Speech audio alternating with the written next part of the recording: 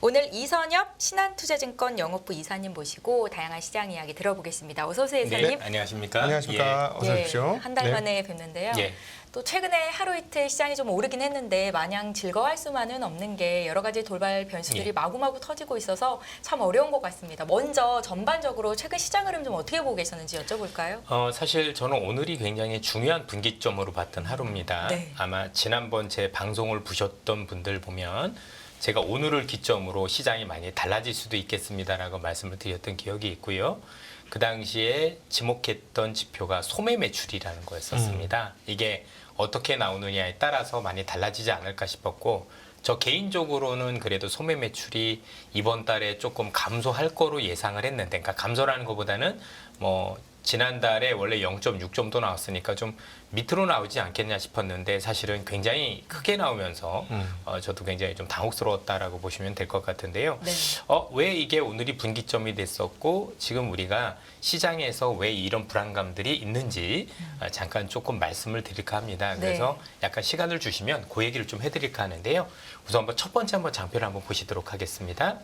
전체적으로 지금 연준이 제일 중요하게 여기는 지금 물가와 관련해서는 지금 보시는 것처럼 1970, 80년대 이렇게 내렸다가 다시 재발했던 사례가 있어서 이 닉 티밀하우스도 똑같은 얘기를 하고 있거든요. 연준은 물가를 잡는 것만큼이나 지금 물가 재발에 대한 우려를 막기 위해 지금 사투를 벌이고 있다라고 보셔도 될 것 같죠.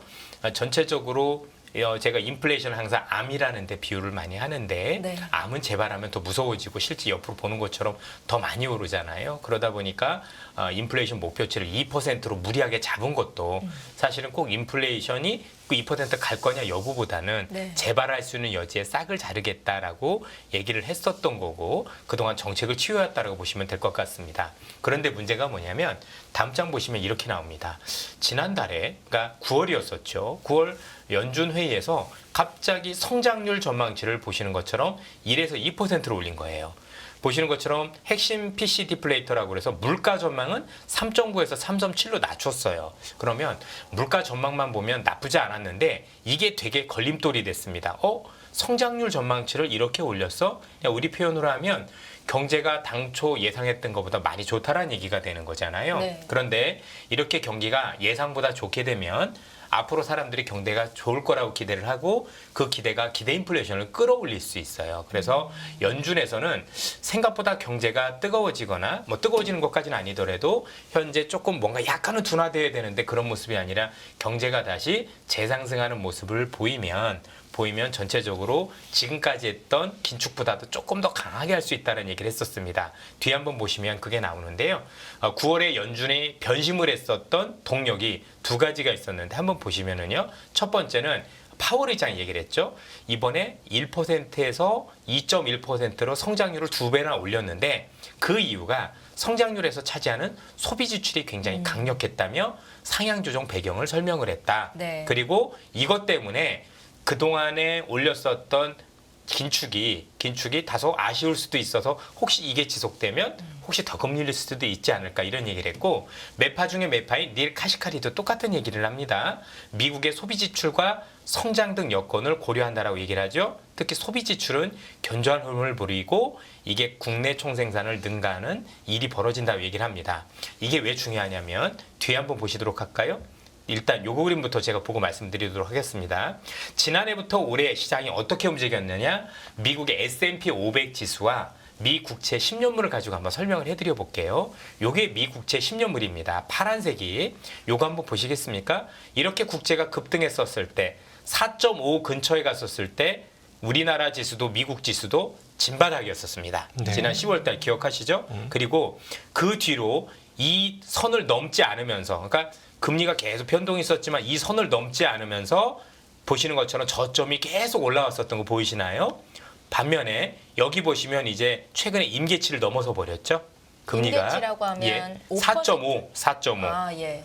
미국채 10년로 기준으로 4.5로 넘어서부터 지수가 급격하게 조정을 받으시는 걸 보이실 겁니다. 이때도 그랬고 지수 입장에서 놓고 보면 4.5라는 미국채 10년물 이상에서는 사실은 지수가 추가적으로 오르거나 이런 가능성보다는 오히려 추가 조정 가능성이 굉장히 높아지는 구간이라고 사실 보셔야 되는 거거든요. 그래서 이번에 만약에 어제 밤에 나왔었던 미국의 소매 매출이 예상보다 낮았다면 네. 그렇죠? 0.3 예상을 했는데 그 정도만 나왔었다라면 지금 보시는 이 꼭지가 100% 그냥 누가 보더라도 피크라고 내려왔을까요? 단정을 할 수 있었어요. 그래서 이번에 있던 이 조정에 이게 바닥일 수도 있겠구나는 확신이 들 수도 있었는데 이번에 소매 매출이 예상보다 더 올라왔으니 사실 하이어 포 롱고라는 표현을 많이 쓰잖아요. 더 높게, 더 오래인데 최소한 더 높게라는 단어가 우리를 지울 수는 있었어요. 그런데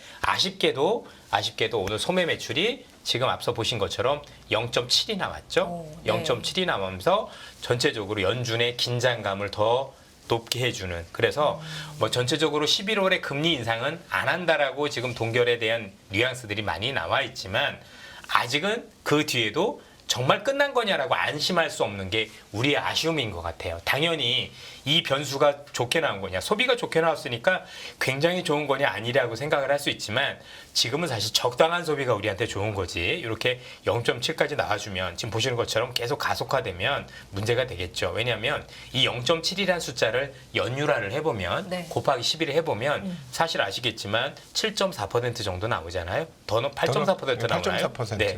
그러면 요 석 달치를 이렇게 합쳐보면은요, 미국의 성장률을 4%까지 끌어올릴 수 있어요. 지금 연준이 타겟팅하는 성장률이 2%인데 4%라고 생각을 하면 사실 우리 입장에선 하이어라는 더 높게라는 단어가 지금은 사실 끝났을 거라 다들 믿고는 있지만 네. 불안한 거죠. 그래서 시장 변동성을 더 할 수 있는 그런 요인이 아닐까. 사실 지난달에 보셨겠지만 요 가솔린 스테이션이라고 불리는 주유소 부분, 그러니까 8월에 드라이빙 시즌이 있었었고 그 드라이빙 시즌에 사람들이 돈을 일시적으로 썼을 거니 9월에 이게 둔화돼서 사실 전체적으로 이 소매 매출이 많이 낮아졌다라면 마이너스는 아니더라면 사실 지수 바닥에 대해 확신을 가지셔도 됐을 텐데 그렇지 않은 점이 너무 아쉽다라고 말씀을 드리고 다시 한번 말씀을 드리지만 요 그림을 놓고 어쨌든 지금 전체 시장을 놓고 볼 때 우리가 현재 있는 불화감들이 좀 가셔야 되는 또는 지금도 말씀을 주셨지만 삼성전자 하이닉스 외 종목들도 네. 우리가 뭔가 그래도 좀 유의미 있게 들고 갈 수 있는 정도의 어떤 배경이 되려면 현재 이 올라갔던 국채금리가 현 수준에서 조금 더 안정이 돼야 될 것 같아. 근데 앞서도 말씀드렸다시피 그 기폭제가 소매 매출이었는데 그게 일단 무산이 됐으니 우리 입장에서는 최소한 한 달 정도 기다려야 되는 불편함이 있을 거고 그 동안에 물론 또 여러 가지 지표들이 나오고 또 여러 가지를 통해서 안정화될 수 있는지는 모르겠지만 네. 전체적으로 이에 따른 변동성을 우리가 조금 피하기는 어렵지 않을까. 그래서 지난달에 제가 말씀드렸던 좀 기대감이 다소 아쉬움으로 그래서 제 전망이 좀 생각과는 다르게 나타나서 많이 죄송한 말씀을 드립니다. 그 예. 금리 상황들이 단순히 그 소매 판매의 증가와 또는 뭐 하나 더 붙인다면 고용의 뜨거움 이런 것으로 인해서 된 것이냐 아니면 수급상의 문제냐? 저는 개인적으로 수급상의 문제도 굉장히 큰 것 같습니다. 그럼요. 예. 있죠. 확실히 수급상의 문제도 여러 가지 부분에서 그러니까 지금 금리를 올린 상승의 배경을 보면 당연히 인플레이션이 첫 번째였을 거고 두 번째는 우리가 알고 있는 미국의 중앙은행이 지금 국채를 내다 팔고 있는 QT라고 불리는 양적 긴축, 네. 지금 가지고 있던 채권을 만기가 되면 다시 안 사는 거니까 파는 그렇죠. 효과가 있고요. 최근에 미국의 재정 적자 심각하죠. 그렇죠. GDP 대비 8.7% 정도 나옵니다. 이게 말도 안 되는 수준입니다. 통상적으로 재정이 굉장히 건전하려면 GDP 대비 2에서 3% 이내로 돈을 써야 되는데 8.7%까지 늘렸다는 얘기는 이건 진짜 우리 흔한 얘기로 어마어마한 진짜 무슨 사태가 일어나서 그러니까 코로나 같은 이런 일이 벌어져가지고 거의 네. 마약일보 직전일 때 나오는 그 정도로 지금 돈을 쓰고 있다고 보시면 될 것 같거든요. 그 돈을 쓰는 만큼 국채를 발행해야 되니 얘도 팔고 있을 거고 이것 때문에 긴축이 더 강해지는 달러 자체가 강세일 건데 그럼 상대적으로 엔화와 우리가 알고 있는 위안화가 더 약세로 가는데 이들 국가들은 또 환율 방어를 위해서 미 국채를 일정 부분 팔아서 자국 통화를 사서 통화를 또 방어해주는 여러 가지 요건들 등 굉장히 많은 부분들 여기 하나가 더 있다라면 최근에 내년에 미국이 금리를 4번 인하할 거라고 기대를 가지고 국채를 사셨던 미국의 기관 투자가 한국의 개인들까지 다 국채에 대한 투매에 나서면서 사실 수급적인 요인이 있었다라고 봐야 될 것 같습니다. 그래서 전체적으로 놓고 보면 지금까지 올라온 금리 자체가 네. 우리 그 곽 센터장님께서 지금 말씀을 주셨지만 기본적으로 물가만 반영하지 않는 것이면은 분명해 보이지만 어쨌든 뭐 그럼에도 그 요인들이 아직 해결이 된 건 없으니까 오늘 나왔었던 소매 매출은 시장의 변동성을 줄 수 있는 안타까운 요인이 된 것만은 우리가 좀 알고 가야 되지 않을까라고 말씀을 드립니다. 그 연준의 인사들이 2주 전부터 해서 갑자기 태도가 바뀌었는데 대체적으로 그렇게 매파적이었던 사람들조차도 지금 비둘기처럼 바뀌었어요. 그러니까 바로 시중에서 지금 유통되고 있는 국채 금리가 10년물 기준으로 4.8을 돌파하고 그다음 뭐 30년물도 5%를 돌파하고 오늘 뭐 또 다시 4.8을 돌파했거든요. 이런 흐름들이 나오니까는 이제 금리 안 올려도 돼 하고 사실 상당히 적극적으로 과거에 비해서는 비둘기적으로 바뀌었거든요.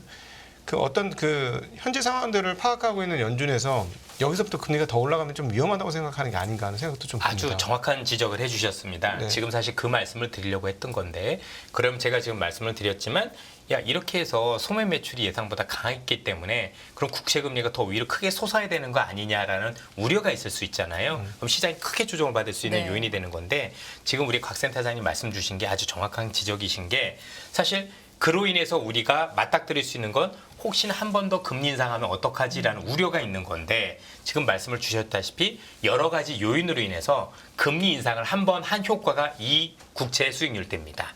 그렇죠? 그래서 그 뒤에 그래서 제가 준비를 해왔는데요. 지금 보셨던 것처럼 로리 로건이라든가 아니면 로레타 메스터라든가 이런 분들이 지금 얘기하셨던 것처럼 야 이 정도 금리면 우리가 금리 한번 인상한 효과가 충분히 있다. 쉽게 얘기해서 소매 매출로 인한 부작용으로 인해서 사실은 금리가 더 많이 높게 솟구친다. 이런 개념보다는 전체적으로 만약에 이번에 소매 매출 굉장히 낮게 나왔으면 금리가 제가 볼 때 4.5 이하로 내려갈 수도 있었어요. 네. 그럼 우리 입장에서 보면 지수가 아주 크게 반등하면서 제대로 된 어떤 그 연말 랠리를 기대할 수 있는 이런 어떤 시점에 와 있었던 건데 네. 그게 무산이 됐다라고 정도로 보시면 되지 않을까라고 생각이 들고요. 전체적으로 연준에서도 뭐 이 정도면 금리 인상 한 번은 효과가 있으니 앞서도 말씀드렸지만 하이어라는 거, 즉 더 높게라는 단어 안에서 여기까지가 제가 볼 때 임계가 아닌가라는 말씀을 드립니다. 기본적으로 연준의 많은 위원들이 특히 여기는 로리 로건이라든가 로레타 메스터, 닐 카시카리 같은 사람들은 매파 중에 매파인데 그렇죠. 이 사람들이 지금 이런 얘기를 하고 있다는 얘기는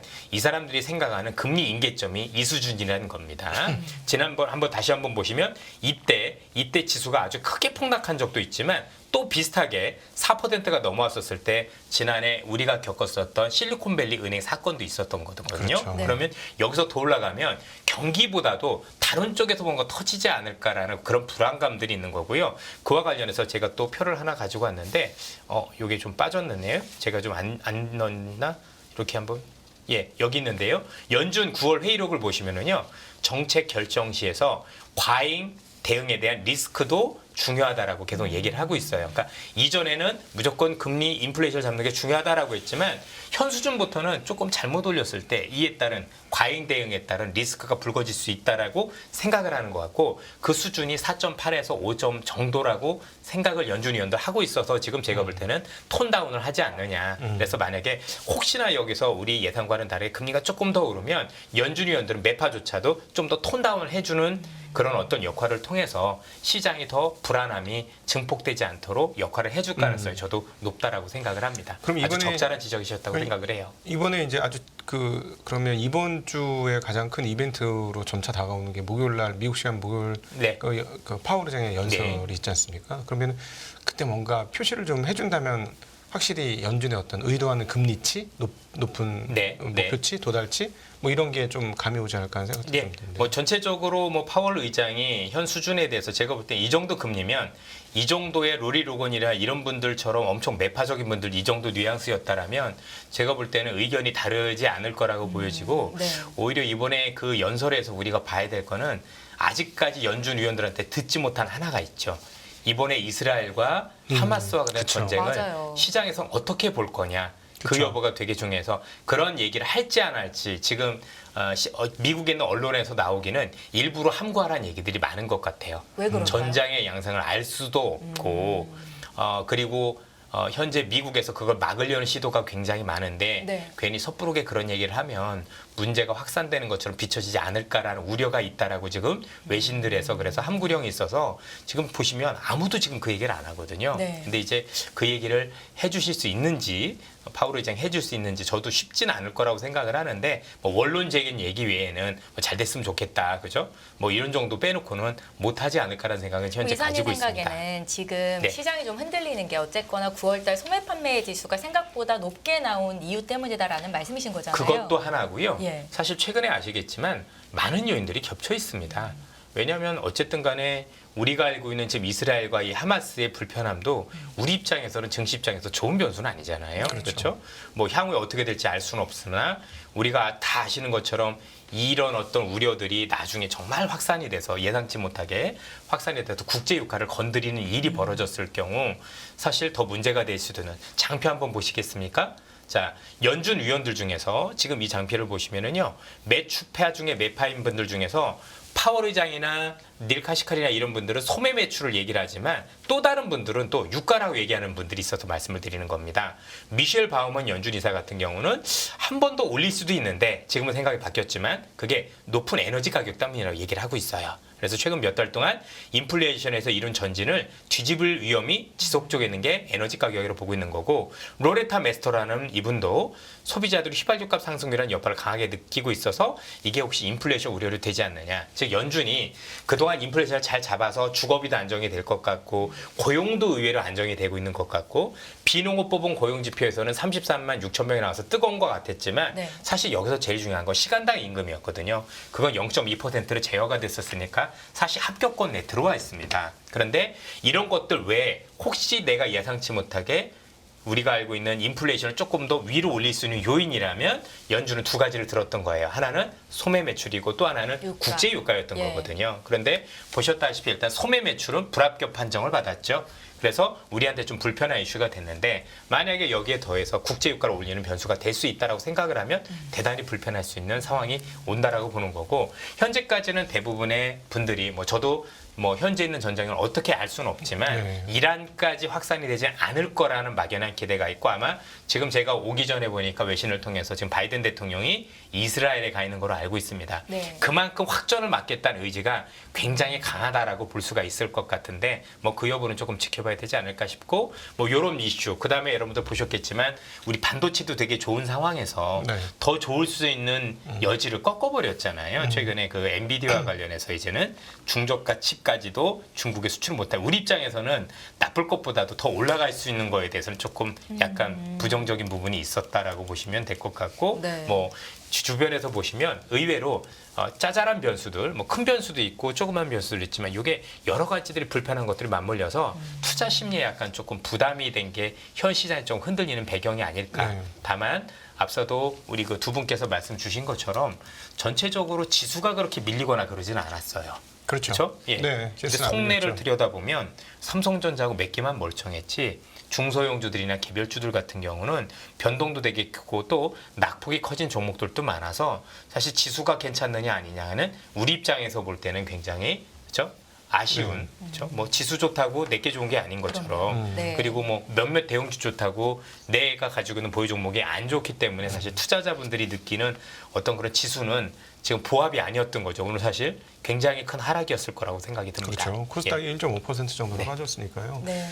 근데 이거 이제 주식하는 분들한테 뭐 지정학까지 여쭤보는 거는 정말 무슨 만물박사가 되라라는 것 같아서 좀 뭐 여쭤보기가 좀 그렇긴 하지만 그래도 그냥 개인적인 뭐 소견이라든가 이런 것들 예. 한번 말씀을 드려보겠습니다. 뭐 당연히 어떻게 될지는 알 수 없다는 건 확실한 것 같고요. 네. 역시 장표 하나를 또 보도록 하겠습니다. 예, 전체적인 장표를 놓고 보시면은요, 기본적으로 이번 시장에서 지금 되게 불편한 첫 번째는 뭐냐면 하마스가 굉장히 일을 크게 벌리고 있다라는 겁니다. 그렇죠. 뭐 50년 만에 최고 뭐 이런 이거는 식으로. 작정한 거고요. 네. 작정한 거고 이 사태를 단기간에 마무리하거나 아니면 이 정도 선에서 마무리할 생각이 없다라는 의지를 굉장히 강력하게 비치는 것 같아요. 아마 지금 여러분들 지금 이거 보시는 와중에서 지금 외신에서 어떤 일이 일어났었냐면 지금 이스라엘이 가자 지구에 있는 병원 한 군데를 폭격해서 500명 이상의 민간인이 무고하게 희생됐다는 뉴스가 나왔는데 여기에 대해서 미국 대통령이 대놓고 이스라엘이란 증거가 없다라는 얘기를 공식적으로 하고 있고 네타냐후 총리도 우리가 한 게 아니야라는 얘기를 하고 있습니다. 그래서 지금 진실 싸움으로 번질 수 있는 정도로 지금 계속 가고 있다. 이렇게 보시면 전체적으로 될 것 같고요.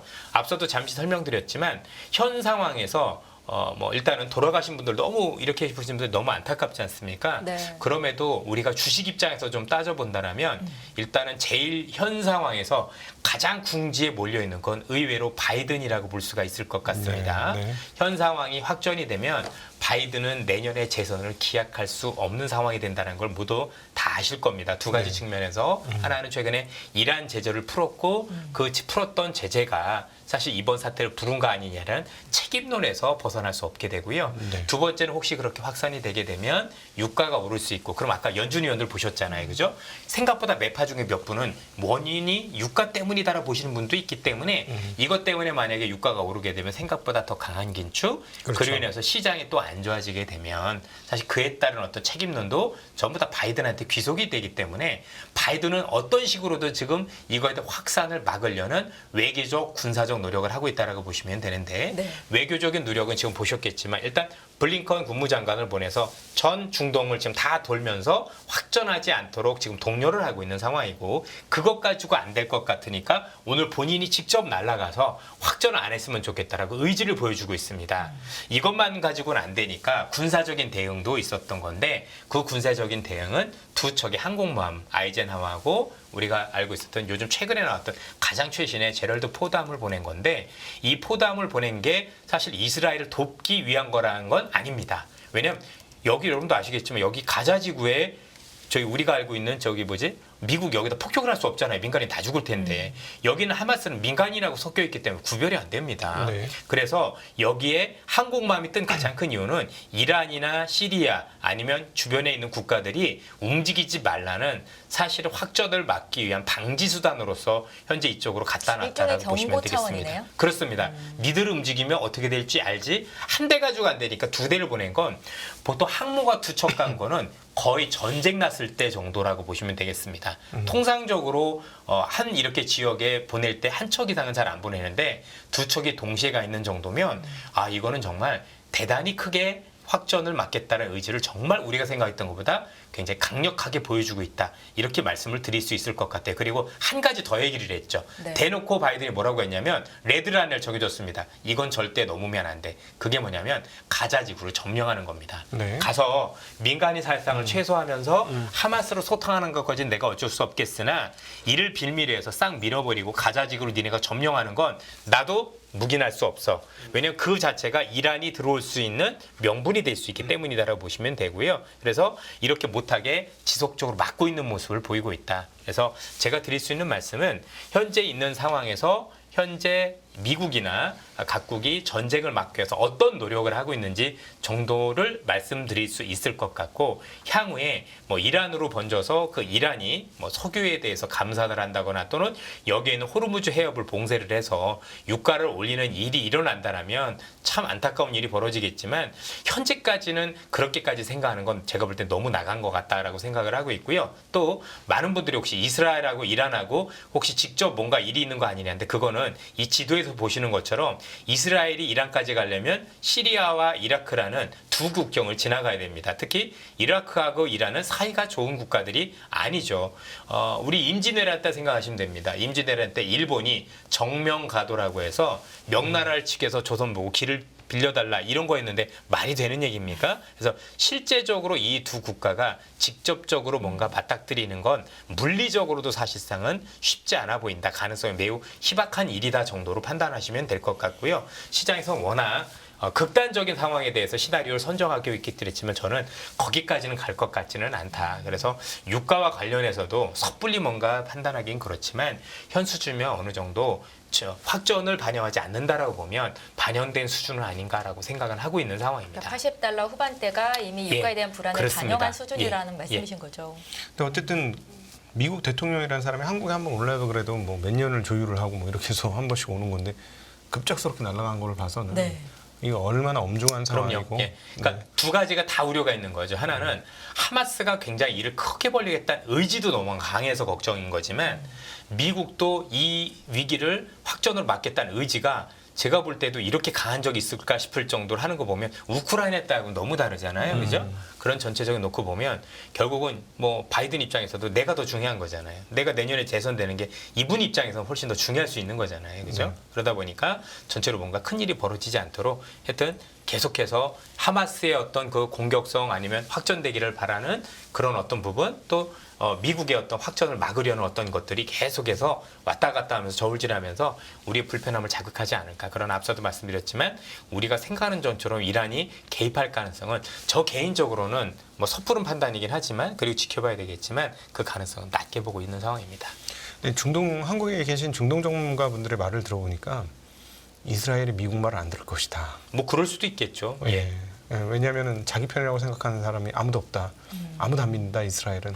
네타냐후가 사실 극우파잖아요. 어떻게 네. 보면 그렇죠? 그런 것들이 좀 우려가 되는 거죠. 그러니까 어떻게 보면 지금 있는 하마스나 네타냐후냐 흔히 얘기하는 가장 좀 극단적인 사람들이 부딪히다 보니까 우리 입장에서는 굉장히 이게 뭐 튀기가 뭐 전망하기도 어려운 그런 상황인 건데 그러다 보니까 미국이 더 저렇게 적극적으로 나서는 거 아닌가 싶습니다. 근데 분명한 건 이스라엘도 나중에 뒷일을 감당할 수 있는 일을 해야 되는 건 분명해 보이고요. 그렇죠? 그래서 전체적으로 이게 이 문제가 제가 볼 때는 유가에 대한 문제도 있지만 여러분들 각 세계에서 보시면은요 이게 만약에 길어지고 만약에 두 양국의 이스라엘 그다음에 가자 지구에 있는 그 팔레스타인 이 사람들이 계속해서 충돌의 시위가 격화지고 너무 많은 일명의 힘생이 되면 이게 제가 볼 땐 여기로 끝날 것 같지 않고 여기서 확산이 되는 게 아니고요.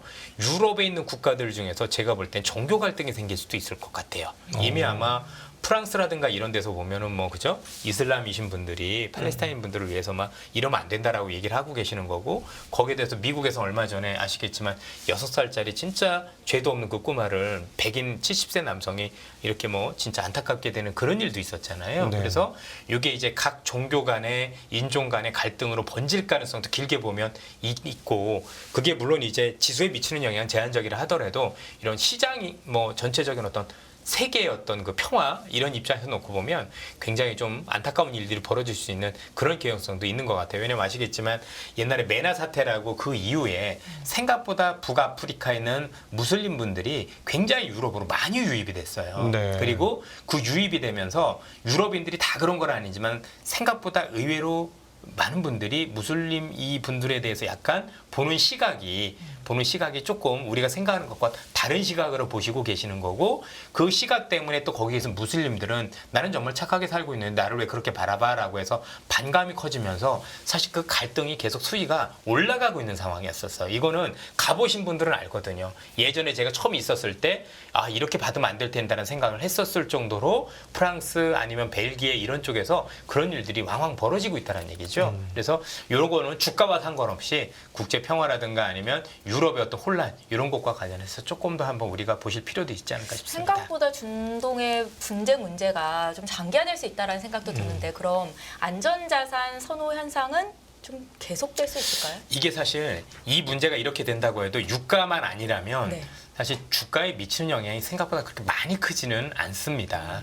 중동 전쟁이 아니라 이스라엘과 나라가 아닌 네. 가자 지구에 있는 팔레스타인 그리고 하마스라는 단체의 문제이기 때문에 이 자체 우리가 생각하는 그 불안감만큼 글로벌 시장 정체에 뭐 미치는 그런 어떤 경제적인 영향이라든가 이런 것과 관련해서는 우리가 생각하는 만큼은 아니다라고 볼 때 마음만 불안한 거지 실제 시장은 다 움직이죠. 왜냐면 오늘도 보시면 어제도 오늘도 외국인 한국에서 샀잖아요. 네. 그렇죠. 만약에 그 외국인들이 진짜 위험 자산을 회피한다라는 성향이 있었으면 한국 다 팔고 나갈 텐데 그렇지 않은 모습이잖아요. 그래서 이것과 아까 말씀드린 유가로만 번지지 않는다라면 그런 상황과 현재 시장에 대한 이런 것과 좀 분리해서 보실 필요가 있을 것 같아요. 근데 자칫 잘못한 많은 분들이 이거를 연결해서 보시면서 심리적으로 더 불안해지시고 사실 그래서 판단을 그르칠 수 있는 상황들이 올 수 있어서 사실 분리해서 꼭 보시라고 말씀을 드리고 싶습니다. 정말 이번에 이 사태를 보면서 세계가 정말 글로벌 라이제이션이라고 표현할 수 있는 뭐 세계가 하나 됐다? 뭐 이런 네. 표현이 정말 틀리지 않은 게 이번처럼 이스라엘 중동 문제에 대해서 전 세계의 의견이 쫙 패가 갈리면서 들끓는 게 과거에 있었는가? 이런 생각이 듭니다. 사실 모두 다 의견이 있고 모두 쫙 하마스는요 갈라져 있어요. 그걸 노린 겁니다. 왜냐면 자기네들이 존재감들이 계속 줄어가고 있었었고 전체적으로 만약 왜냐면 이번에 있었던 일 중에서 잘 아시겠지만 이스라엘하고 사우디하고 만약 국결에도 맺었다라면 실제로 이 사태가 없었으면 그게 됐었겠죠. 그렇게 되면 지금 사우디와 나머지 유럽 저희 아랍 국가들은 다 친해지는 거거든요. 그러면 이 팔레스타인에 대한 어떤 그 관심도는 훨씬 더 떨어지고요. 그럼 나중에 무장 투쟁을 하든 이런 것들에 대한 동력이 굉장히 상하게 되겠죠. 그래서 아마 이 친구들이 이렇게 했었던 이유 중에 하나도 그런 어떤 거에 대한 어떤 가장 큰 반발 심리에서 알리고자 하는 그래서 국제적으로 우리도 살아있고 이게 문제가 되고 있다는 걸 알리기 위해서 지금 했다라는 분석들이 중동 전문가들 중심으로 나오더라고요. 예. 네, 그럼 이제 국내 주식시장에 네. 미치는 영향 쪽으로 좀 시선을 옮겨본다면 네. 앞서서 외국인 투자자들이 최근 이틀간 주식을 사준 거를 조금 긍정적으로 해석을 하셨잖아요. 저희 외국인 매수를 증시 바닥 신호다 이렇게 해석을 해봐도 될까요? 앞서도 말씀드렸지만 진짜 바닥이 되려면 금리 안정이 일단 우선적으로 전제를 돼야 된다라고 보는 거고 네. 지금은 지난번에 있던 조정이 바닥이었을 가능성이 있다라는 거죠. 그런데 이게 만약에 오늘 소매 매출이 밑으로 나왔었으면 가능성이 아니라 그래도 신뢰가 더 많이 가는 구간이었었는데 그게 아니라는 점에서 사실 좀 많은 아쉬움들이 있는데 외국인들이 사실 아시겠지만 산다라고 해도 사는 종목들이 너무 특정 기업들이잖아요. 삼성전자만 사고 있습니다. 예. 뭐 그래서 몇몇 대형주만 사고 있어서 이걸 뭐 지수 바닥이다라고 지금 제가 말씀을 드려도 여러분들 오늘 뭐 지수가 빠진 것도 아닌데 실제 느끼시는 건 거의 지금 한 50포인트, 100포인트 폭락한 그런 느낌이신 거잖아요. 그러니까 사실 그런 얘기를 드리기가 조금 제가 볼 때 많이 죄송한 것 같습니다. 어쨌든 네. 시장 상황만 놓고 보면 지수의 변동이 있다고 하더라도 그게 뭐 지수가 전자 때문이라도 그렇게 많이 빠져거나 그럴 가능성보다는 지수는 뭔가 그렇게 지켜질 것 같은데 앞서도 말씀드렸지만 내가 무엇을 가지느냐가 훨씬 더 중요하기 때문에 사실 지수만 꼭 바라볼 건 아니다라고 말씀드리고 싶습니다. 그래도 오늘 조금 특징적인 부분이 저는 당연히 오늘 반도체 빠질 줄 알았거든요. 왜냐하면 미국에서 엔비디아의 수출을 대대적으로 막아서 이제 뭐 A800, H800도 못 팔게 하고 분위기가 뭐 다른 거 만들면 또 못 팔게 할 것 같고 그러면은 엔비디아가 뭐 5% 가까이 빠졌으니까 거의 폭락이죠.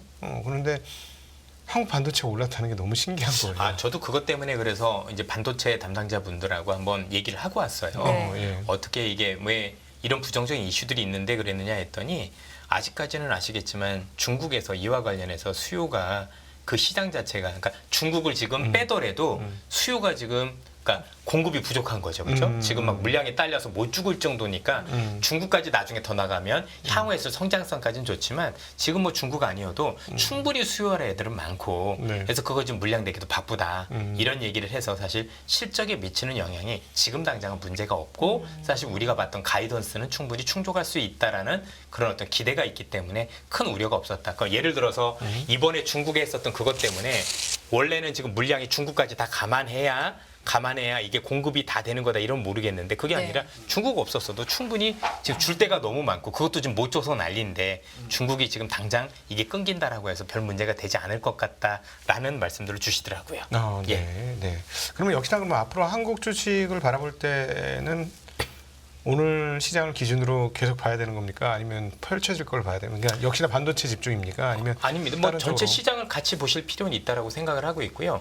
저는 이제 제가 원래 생각보다 투자자분들한테 매크로를 자주 보라고 하는 편은 아니에요. 네. 그런데 요 금리 하나만은 되게 중요한 이유가 뭐냐면 최근에 특히 올해 우리 주식시장에서 좋았었던 기업들, 시장을 이끌었던 기업들은 이 금리와 무관하지 않기 때문입니다. 무슨 말씀이냐면 지금 미국이라는 국가 자체가 제가도 여러 번 말씀드렸지만 제조업 중심으로 현재 변신을 꾀하고 있고 네. 그 제조업을 위해서 지금 투자라는 걸 단행하고 있다라고 말씀을 드렸습니다. 신재생 에너지로의 어떤 변화라든가 IRA법을 통해서 또 뭐 전기차라든가 여러 산업들을 많이 부활시키고 있죠. 그런데 아시겠지만 이런 신재생 에너지나 이런 사업들 같은 경우는 반드시 내 돈만 가져가는 게 아니라 프로젝트 파이낸싱이라고 해서 자금을 빌려서 해야 되거든요. 네. 근데 이렇게 금리가 높아지면 그게 자꾸 늦춰질 수밖에 없어요. 그렇죠. 고금리에 대한 부담 때문에. 그래서 이 투자는 투자는 금리가 현 수준보다 낮아져도 활발하게 진행이 된다라는 거죠. 그래서 네.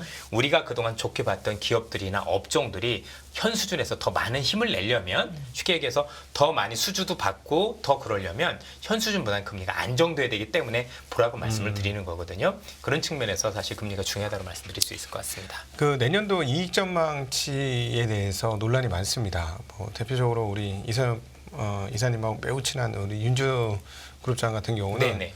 내년도 이익 전망치 너무 높다. 이것 때문에 문제가 될 것이다. 내년도에. 그래서 뭐 지금 역대 최고의 영업이익과 순이익을 기록할 거라 뭐 이런 식의 그 현재 컨센은 그렇게 형성되어 있는데 와 이게 변수가 되는 게 반도체가 가장 큰 변수라서 아니 진짜 뭐 아니면 똥 거예요 내년도가. 그러면 어떻게 보시는지 좀 궁금합니다. 사실 뭐 전체적인 이익 전망치를 말씀드리긴 그런 것 같고 왜냐면 윤 세단장님께서 사실 이런 어떤 그 경고를 주셨을 때가 사실 얼마 안 가서 지수가 꼭지인 사례들이 되게 많았었잖아요. 잘 보시죠. 굉장히 네. 잘 보셨던 분이시라서 그 의견을 저희들도 굉장히 경청을 해야 된다고 생각을 하고 있는데요. 기본적으로 그런 것 같아요. 저는 이제 지난번에도 나와서 반도체는 바닥인 것 같다라고 말씀을 드렸고요. 네. 거긴 변함이 없어요, 지금도. 네. 왜냐하면 감산을 하고 있는 거는요, 더는 안 빠져요. 음. 수요가 없다 하더라도 지금 우리가 알고는 낸드가 50% 정도 감산을 하고 있고 디램도 저 정도 감산을 하고 있으면은요 전체적으로 그 감산에 대한 효과가 지금부터 나타나기 시작을 했어요. 그래서 얼마나 좋아지느냐, 얼마나 수요가 있느냐에 따라서 주가가 결정될 건 맞지만 사실은 바닥을 찍고 올라오는 거에 대해서는 어떤 경우에도 이견은 없다라고 판단을 하고 있습니다. 왜냐하면 최근에 이것 때문에 디램도 그렇고 낸드 플래시도 그렇고 공급처들한테 가격을 올려서 드디어 내보내기 시작을 했어요. 네. 제가 알기로는 낸드는 10% 정도로 기억을 하고 디램은 20% 정도 올려서 지금 이미 그거는 4분기 실적에 반영이 네, 되나요? 됩니다. 그래서 현재 3분기 실적도 예상보다 더 나왔지만 4분기는 더 나올 가능성이 분명히 있거든요. 네. 그래서 뭐 수요가 더 강하면 좋겠지만 그게 아니다 하더라도 사실은 어느 정도 바닥을 찍은 데 대해서는 이견들이 별로 없다라는 점에서 볼 필요가 있고요. 하나 더 말씀드릴 부분이 있는 게 오늘 사실 미국의 금리 때문에 확실히 바닥을 찍었으면 바닥이었다는 어떤 그 확신을 가졌으면 좋았을 때 아니다 하더라도 하나 우리가 또 잊지 말아야 될 게 오늘 중국의 지표가 생각보다 좋게 나왔어요. 네. 예를 들어서 소매 판매도 원래 4.5% 예상했는데 5.5%가 나왔고 성장률도 제가 알기로는 4.9 나왔을 거예요. 네, 원래 네. 4.5 예상이었는데 맞습니다. 산업 생산도 좋게 나왔고 이게 지금 몇 달 연속 좋게 나오고 있는 거거든요. 예상치보다. 그래서 중국이 뭐 옛날처럼 좋아질 거냐 안 그렇겠죠. 그죠? 회복이 빠를 거냐 안 그렇겠죠. 그러나 바닥 찍고 올라오는 데에 대해 이것도 이견이 없습니다. 그래서 전체적으로 현재 주가를 놓고 보면 금리가 좀 부담이긴 하지만 전체적으로 중국이 바닥을 찍고 아주 서서히 올라오는 모습들도 보이고 있고 또 여기에 반도체 감산에 대한 효과가 확실히 있다는 점을 감안을 한다면 이런 것들만 믹스가 된다고 하더라도 지수만 놓고 보면 우리가 생각했던 만큼 그렇게 나쁘지 않을 가능성이 높다라고는 봐야 될 것 같거든요. 다만 이 관련주들 빼놓고 나머지 기업들도 좋을 거냐? 저는 이게 조금 아쉬운 거죠. 되게 굉장히 기업별로 많이 다를 수 있기 때문에 아마도 앞서 말씀드렸지만 이런 상황에서 금리까지 조금만 안정화된다라면 그 투자와 관련 종목들도 다시 힘을 낼 수 있을 것 같은데 금리가 현 수준에 계속 있다라고 본다라면 투자 관련주의 반등을 늦춰줄 수밖에 없고 그러면 특정 뭐 반도체라든가 몇몇 기업들 때문에 지수는 나쁘지 않은 것처럼 보이지만 사실은 우리 입장에서 놓고 보면 대응할 때 속빈 강정이 될 수도 있는 그런 기능성도 배제할 수 없겠죠. 사실 지금 뭐 삼성전자 가지고 계신 분들만 안전하다고 하는데 꼭 그렇지도 않은 게 올해 전자 가지고 계셨던 분들이 좋진 않았잖아요. 그렇죠? 나쁘지도 않았고 뭐 예. 아주 시장을 뭐 코스닥 대비로는 훨씬 언더퍼폼이죠. 어떻게 보면 올해 내내 뭐 배터리나 아니면 뭐 진짜 송배전 관련주들 또는 뭐 AI 관련주들 급등을 할 때 사실 굉장히 소외됐었던 걸 감안했을 때 꼭 사실 뭐 좋았다고 얘기 드리기도 어렵고 아마 그래서 네. 기존에 물렸던 분들 빼놓고는 들고 있지 않은 경우들이 많은 것 같아서 사실 뭐 그분들은 뭐 이게 달갑진 않겠죠. 그죠? 뭐 좋아지는 건 맞지만 그동안 다른 거 오른 거 생각하면 이게 뭐냐 이럴 수도 있는 거잖아요. 네.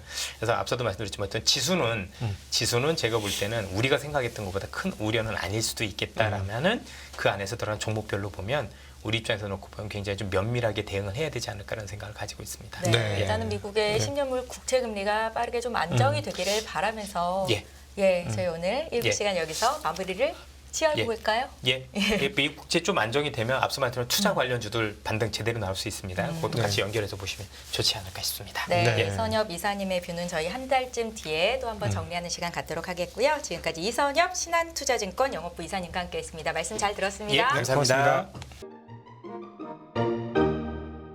안녕하세요. 이승입니다. 더 많은 영상을 보고 싶으신 분들은 화면 오른쪽에 있는 구독 버튼을 눌러주시기 바랍니다. 그리고 영상을 보시면서 좋아요는 필수인 거 아시죠? 항상 인포맥스 라이브를 사랑해 주셔서 감사합니다.